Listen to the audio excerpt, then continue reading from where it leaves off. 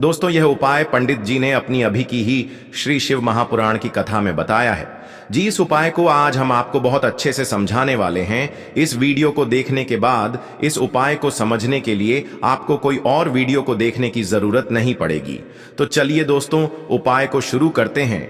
देखिए, यह इस माघ महीने के सोमवार प्रदोष के दिन यह इतना खास होता है, इतना महत्वपूर्ण होता है। देखा गया है कभी कभी बड़े बड़े पूजा पाठ अनुष्ठान से जो मनोकामना पूर्ण नहीं होते, वो माघ महीने के सोमवार के दिन एक छोटे से उपाय करने से ही आपकी मनोकामना पूर्ण हो जाती है। और बहुत सारे लोगों ने इस उपाय को किया भी है और उनको इस उपाय को करने का फल भी जरूर मिला है। अगर आप लोग भी इस उपाय को करना चाहते हैं तो आप इस उपाय को पहले अच्छे से समझ लेना, सुन लेना, उसके बाद करना। आपको इस उपाय का फल जरूर मिलेगा। और इस उपाय को कर लेने से आपके घर में चाहे किसी भी प्रकार की दुख और समस्या क्यों ना चल रही हो, आपको उसका कारण भी नहीं पता है कि भाई यह समस्या किस कारण से चल रही है, उसका कुछ भी कारण हो सकता है। जैसे पितृदोष हो सकता है या किसी भी तरह का मंगल दोष भी हो सकता है। तो इस दिन आप लोगों को यह वाला उपाय कर लेना है।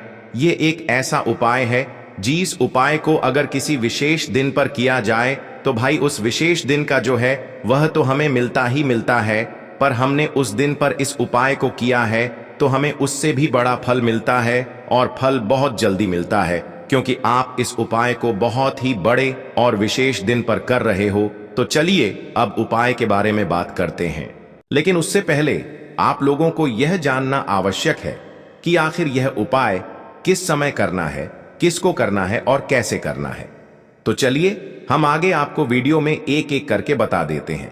लेकिन उससे पहले अगर आप लोग हमारे चैनल पर पहली बार आए हैं या फिर मेरी आवाज आज पहली बार सुन रहे हैं तो हमारे चैनल को सब्सक्राइब जरूर कर लेना और इस वीडियो को लाइक करके कमेंट बॉक्स में श्री शिवाय नमस्तुभ्यम ओम नम शिवाय जरूर टाइप कर देना। तो दोस्तों, इस 11 चावल के दाने वाले उपाय को हमें इस सोमवार प्रदोष व्रत के दिन कैसे करना है, किसको करना है, किस समय करना है और कहां पर करना है, ये सारे सवालों के जवाब आपको इस वीडियो में मिल जाएंगे। और जो ये वीडियो देखेगा भाई उसको 11 चावल के दाने वाला उपाय जरूर करना चाहिए, क्योंकि इस दिन एक चावल के दाने का भी बहुत ही बड़ा और विशेष महत्व होता है। और जब बात आ जाए 11 चावल के दाने की तो ये सोने पे सुहागा वाली बात हो जाती है और ये एक बहुत ही बड़ा उपाय हो जाता है इस सोमवार प्रदोष व्रत का। तो अब दोस्तों, इस 11 चावल के दाने वाले उपाय को आखिर करना किसको है, सबसे पहले हम लोग वो बात जान लेते हैं। तो देखो, घर की जो बड़ी माताएं बहनें होती हैं, उन माताओं बहनों में से कोई भी एक बड़ी माता बहन इस वाले उपाय को कर सकती है।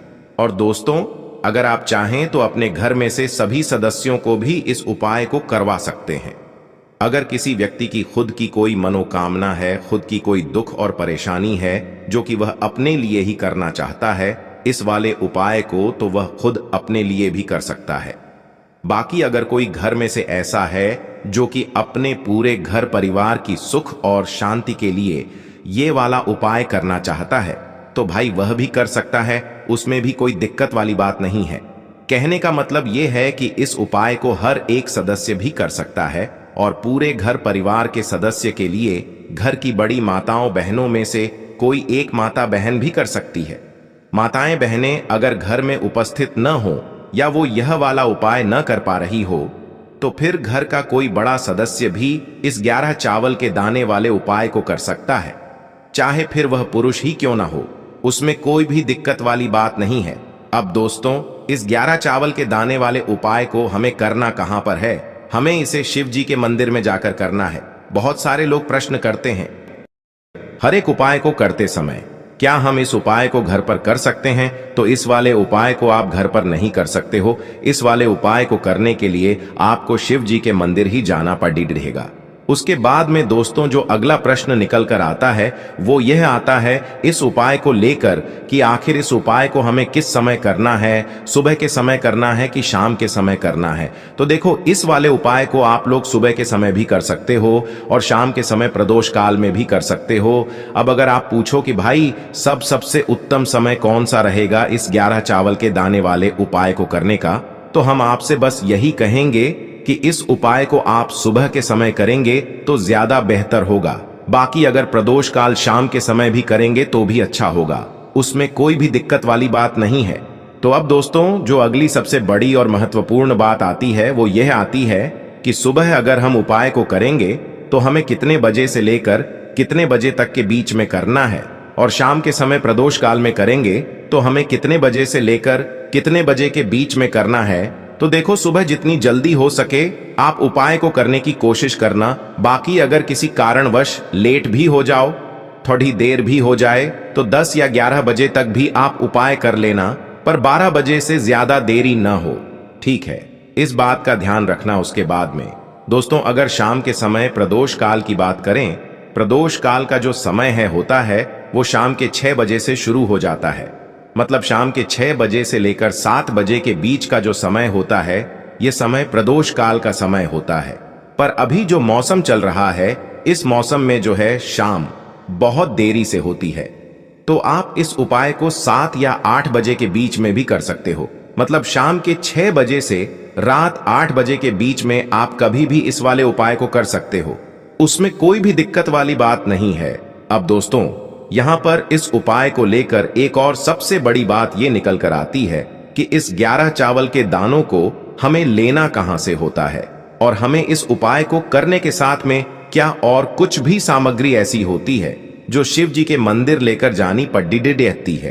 तो देखो, यहां पर हम आपको बता दें, सबसे पहले आप लोग ये जान लो कि यह जो 11 चावल के दाने वाला उपाय है, सिर्फ और सिर्फ आप उपाय की सामग्री लेकर कभी भी शिव जी के मंदिर मत जाना, क्योंकि हमें भगवान के सामने यह नहीं दर्शाना है कि अगर हम भगवान शिव जी के मंदिर आए हैं तो अपने फायदे के लिए आए हैं। तो इसलिए जो भी पूजन सामग्री है, उपाय सामग्री है, 11 चावल के दाने, इसके साथ में आपको पूजन सामग्री भी जरूर लेकर जाना है।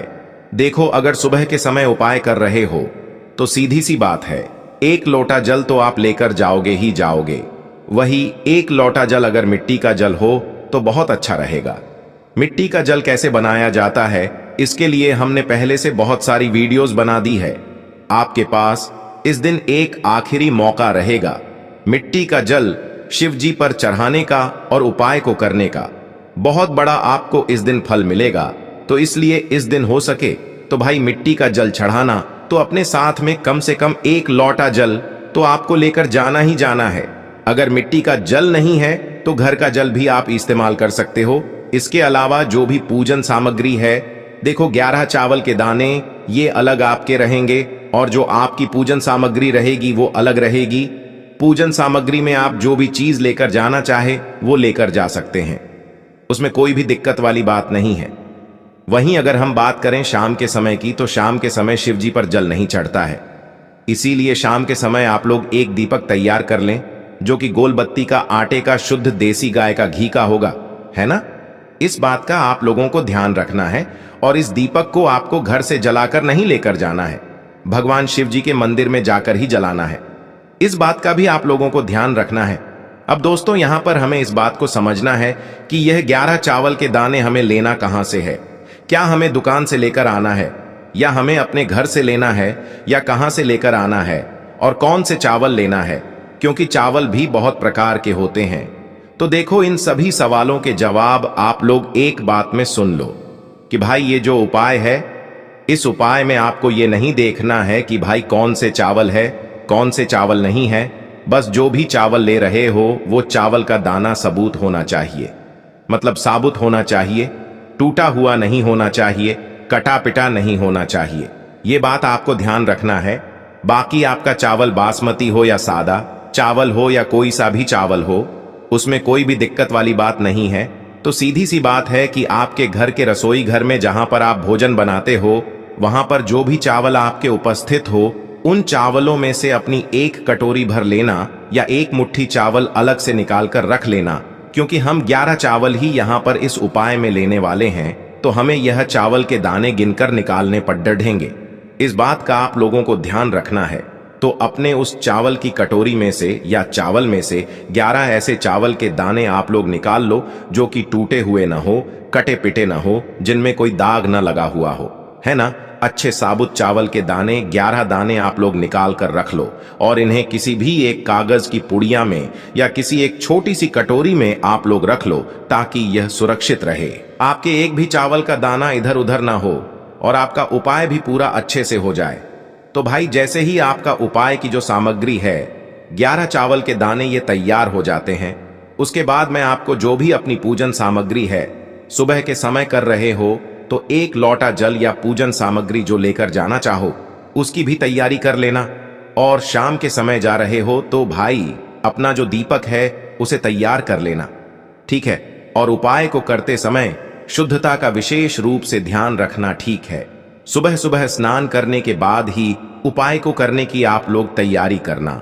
उसके बाद अगर शाम के समय की बात करें तो शाम के समय आपको स्नान करने की जरूरत नहीं है, पर शुद्धता का ध्यान रखना है। आपको स्नान तो नहीं करेंगे, आप हाथ मुंह धोकर भी इस वाले उपाय को शाम के समय प्रदोष काल में कर सकते हैं। इसमें कोई दिक्कत वाली बात नहीं है।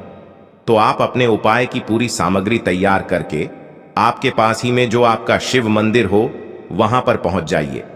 सबसे पहले शिव मंदिर में जाकर आप लोगों को उपाय नहीं करना है, पहले भगवान के दर्शन करना है, भगवान से आशीर्वाद प्राप्त करना है, फिर शिव जी की शिवलिंग के पास में आना है। शिवलिंग के पास में आने के बाद आप जो पूजन सामग्री लेकर आए हुए हैं, जैसे कि सुबह गए हुए होंगे तो 1 लोटा जल और जो भी पूजन सामग्री लेकर आए हैं आप उनसे भगवान शिव जी की पूजन कीजिए। सबसे पहले तो 1 लोटा जल ही चढ़ेगा, उसके बाद में आपकी पूजन सामग्री चढ़ेगी। उसके बाद में अगर दोस्तों शाम के समय अगर आप इस उपाय को कर रहे हो तो अपने साथ में कम से कम एक जो दीपक है गोल बाती का जो आप अपने साथ में लेकर गए हो, उस दीपक को मंदिर में जाकर अपनी माचिस से जलाना है और उस दीपक को शिवलिंग के पास में रखना है, ठीक है। इस दीपक को रखने के बाद ही आप लोगों को अपना ये वाला उपाय शुरू करना है। और दीपक को ज्यादा पास में मत रखना, वैसे भी गर्मी पड़ रही है, भगवान शिव जी को आंच नहीं लगनी चाहिए, है ना। तो भाई जैसे ही आपकी पूजा अर्चना हो जाती है आप भगवान शिव जी को प्रसन्न कर लेते हैं। उसके बाद में शिवलिंग के पास ही में आप कहीं पर बैठ जाइए, सामने या आसपास जिस जगह पर आपको बैठना हो वहां पर बैठ जाइए और अपने वह 11 चावल के दाने अपने सामने निकाल कर रख लीजिए, क्योंकि अब यहाँ पर उपाय को यहाँ पर करने की आपको तैयारी करना है। और इस तरीके से जब आप उपाय करेंगे, पूजन सामग्री करने के बाद, पूजन अर्चना करने के बाद, तो आपको उपाय का फल बहुत जल्दी और बहुत बढ़ा होकर मिलेगा। तो अपने 11 चावल के दाने अपने सामने निकाल कर रख लेना। और यह जो उपाय है यह आपकी सीधे हाथ की हथेली से होगा, इसलिए इस बात का भी विशेष रूप से ध्यान रखना है। तो सीधे हाथ की हथेली का प्रयोग करके ही आप लोग अपना इस वाले उपाय को करना। अपने सामने जो भी आपकी कागज की पुड्डियां है उसको खोल कर रख लो, या कटोरी है तो भाई उसे अपने सामने रख लो और अपने वह 11 चावल के दाने निकाल लो, ठीक है। उसके बाद में दोस्तों अब आपको क्या करना है कि शिवलिंग आपके सामने होगी तो आपने वह 11 चावल के दाने एक एक करके आपको शिव जी के शिवलिंग के ऊपर चढ़ाना है। कहां पर चढ़ाना है? शिवलिंग के ऊपर चढ़ाना है और कहीं पर भी नहीं चढ़ाना है।